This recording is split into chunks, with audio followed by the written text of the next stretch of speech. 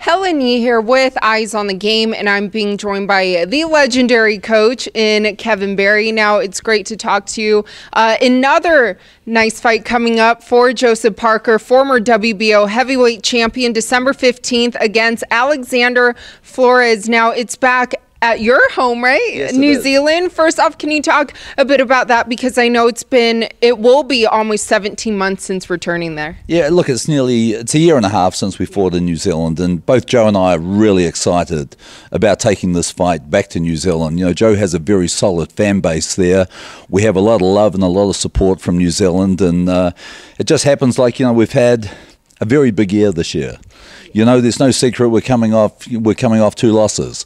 But they were, you know, really big fights. And, you know, the Joshua fight, one of the biggest fights in the world this year, where Joe lost his world title. But, you know, Joshua never really seemed to have his way with Joe like he has with everyone else.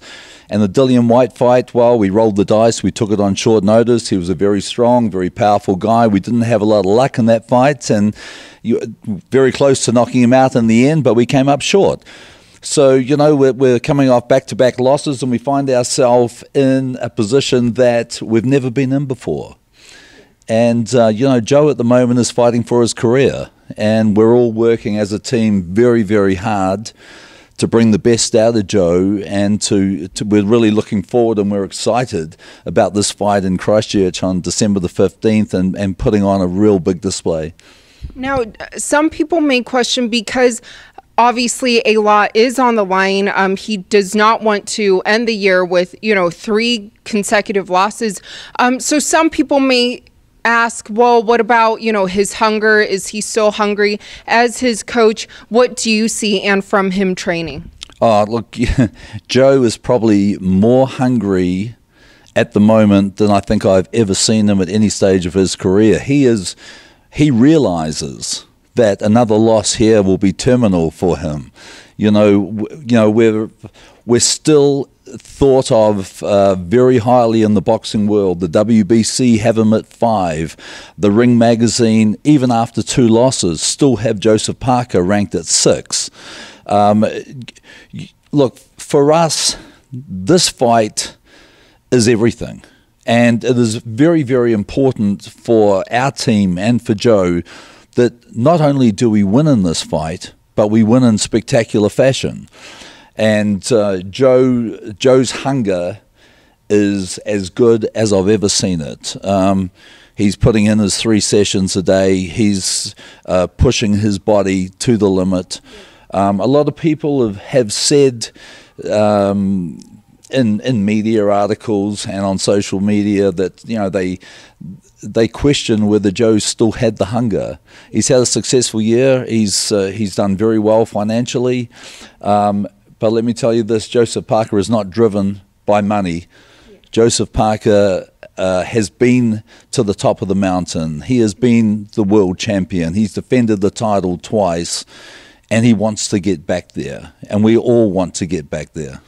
Yeah, and before I look at his opponent, Alexander Flores, first off, I do kind of want to talk about his fight against Anthony Joshua. And when we were kind of discussing, you know, leading up to that fight, you were telling me that you wanted him kind of at a lower weight, about 242 pounds, for his speed and mobility against Joshua. Now, looking at Alexander Flores, will that weight still be lower, like 242 pounds, or are you hoping to go back up a little? Well, I think the Joshua fight, we actually ended up weighing somewhere around 237, 238, and it was very, very important for me in that fight that Joe was very mobile. Yeah.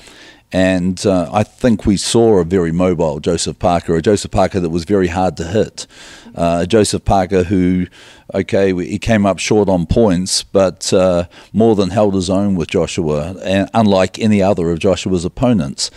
For us, the focus for this particular camp is not on mobility. We haven't had a knockout for a couple of years, and we're working very, very hard on power and strength. We've stepped our strength and conditioning sessions up with Mark DeFilippi. The last camp, the Dillian Whyte fight, we had 5 weeks of strength and conditioning. It was crammed. The Joshua camp, Joe was only working with them twice a week, and the two of them were new, and we more or less spent the whole camp working out each other's training patterns. Now this is our 3rd camp with Mark, and I really expect to see some real dynamic strength and power improvements. We've also in our boxing training increased a lot of power sets that we do at the end of every session. So this for us, this is about strength and power, and I want to see Joseph Parker enter the ring on December 15th, the strongest he's ever entered the ring for a fight. Now, what mistakes do you think that he's made, in his fights against Joshua and Dillian Whyte, but also looking at his fight against Whyte? I know that headbutt that occurred early on, and can I also get your thoughts on that? Well, it was very unfortunate for us. We had a very, very good game plan for the Dillian Whyte fight, and I think people saw the way things were going in the first 2 rounds as the way we saw the fight going. Throughout the fight. That's what we trained to do. That's what Joe was showing me in the gym. The headbutt to the cerebellum was very unfortunate. It left Joe in a concussed state that he had no judge of distance. He felt like he was punching in slow motion.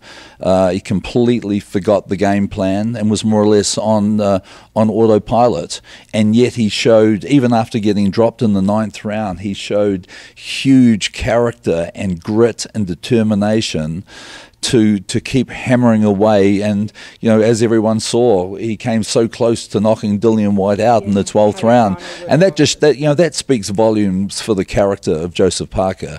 This is a man that wants to win. He wants to win at all costs, and he is very, very determined to get back in the winners' circle, and with a great win behind him after December 15th in Christchurch, New Zealand. And looking at his fight December 15th, Alexander Flores. Now, some people or some fans out there may say, okay, if you look at Alexander Flores, whereas Joseph Parker still ranked in the top 10, Flores about maybe 180, some people have him ranked. So, and they say, he's been knocked out by Charles Martin. He may be a tomato can. What do you have to say to some critics? Well, listen, let's be real here. We've had a very tough year. We've fought 2 of the best fighters in the world. Anthony Joshua, widely thought of as the #1 fighter in the world, and then Dillian Whyte, who was ranked #1 by the WBC and who's a very tough physical guy. So, for us to put Joseph into 3 fights like that in a row, we would be stupid. Look, obviously Alexander Flores is not Anthony Joshua and he's not Dillian Whyte, but he is a young man, similar in age to Joseph Parker, similar in height to Joseph Parker. He has a very good record, 17-1, 15 KOs. Sure, he hasn't fought the quality of opponents that Joseph has, but there is no pressure on Alexander Flores in this fight. All the pressure is on Joseph Parker. And, Joe, he is well aware of the significance of this fight. He knows that if we don't get things right and we are to lose 3 fights in a row, we have to really evaluate what we're doing if this is the right sport for him. So look, Flores is a big challenge, is a serious challenge, is a young man who realizes the significance of this fight. He realizes the implications if he can get up and fight his best ever fight and beat Joseph Parker. So this is a dangerous fight for us because all the pressure is on Joe. And now you say the pressure on Joe. Do you feel that there will be more pressure on him for this fight in comparison to, for example, his fight against Anthony Joshua? Well, look, most definitely. Like the Joshua fight was a big fight, and it was in front of 80,000 people and was sold to 140 countries around the world. But there was no real pressure. Everybody thought the Joshua would win. The pressure, there was more excitement for us that finally we had got to the highest point in the sport that we're part of. Joe, the pressure for Joe is performing, and Joe's a really proud guy, and he wants to win and win all the time and win at all costs. And he knows the seriousness of this fight against Alexander Flores, and the pressure will be, we're back at home. But Joe loves fighting at home. He feeds off the support of the crowd. This is almost like after being away and having our last 3 fights in the UK, as a team, we're excited about going back to New Zealand, because this is where we've made our name. This is where we went all the way to winning the world heavyweight title from New Zealand. So it's a very, very special place for us. And it's going to take a really good fighter to beat Joseph Parker in his home in New Zealand. Now, so you would say that Joseph Parker responds well to pressure mentally? Joe has always been a guy that Joe's never really under pressure. Joe has one of his biggest strengths throughout the 6 years that we've spent together is the way that he controls his emotions. And, even though we know the significance, and we know that there's pressure. Pressure is something that you put on yourself, and Joe knows that preparation kills pressure. And if you prepare to the best of your ability, like he is doing, there should be no pressure. That's a great quote. I know he always has a very calm demeanor. I know, though, it will be different once he steps in there on December 15th. So how would you like the fight to go? I know you guys are probably looking for a knockout, right? Oh, look, most definitely. We haven't had a knockout for a couple of years, and we came very close to knocking Dillian Whyte out. I really believe that Joe is growing into his man's body. And let's remember, we're talking about a guy that, he was 21 when we started. He won the world title at 24. He was still a boy. And now at the age of 26, he's turning 27 in January, he is growing into his man body. And I'm seeing it in the gym. He's a lot thicker in the chest. He's thicker in the back. As I said, our focus is on strength and power in this fight. And I think Joe's excited by how he's feeling at the moment. We know we've had a big year, but we're using those 2 losses as motivation every day in the gym to get back to the top of the ladder. And we know that where we sit in the rankings at the moment, 1 or 2 good fights, and Joseph Parker is right back there in world title talk and world title contention again. So look, we know that we're not too far away. And because of that, that motivates us and makes us as a team be the best that we can be to get this young man back there. And would you ever want to see him avenge his loss against Dillian Whyte? Oh my gosh, Joe and I were talking about it last night in the gym, and look, right at the moment, we can't look any further than one fight at a time. Because we're coming off back-to-back losses. We have to take care of Alexander Flores. And once we take care of Alexander Flores, then we can put a plan out for 2019. But look, I know deep down Joe wants Dillian Whyte. And I think a lot of boxing fans want that rematch. It was an exciting fight. There was back and forth action. We were booed walking to the ring, and they cheered us on the way out. Look, Dillian Whyte with that head clash and with some of his tactics during the fight was very, very lucky. We know that Joe should have won that fight. And I know that you guys briefly tried to appeal, right, the decision. Can you kind of talk about how that went? Well, it was more just a ploy to say that, you know, we wanted people to realize that the knockdown with the head clash wasn't a knockdown.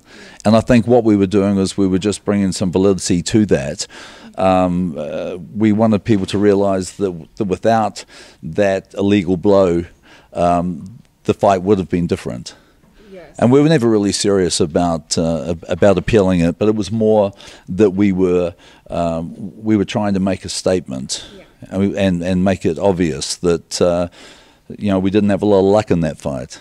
And if Joseph does knock out or is successful on December 15th and beats Alexander Flores, maybe we won't need to know because we will find out in a rematch, right, next year. Well, I'm hoping that I'm hoping that Dillian Whyte's team, I'm hoping that Eddie Hearn from Matchroom, give us the opportunity to fight Dillian again. Of course, Dillian's on the short list to be Anthony Joshua's opponent in April.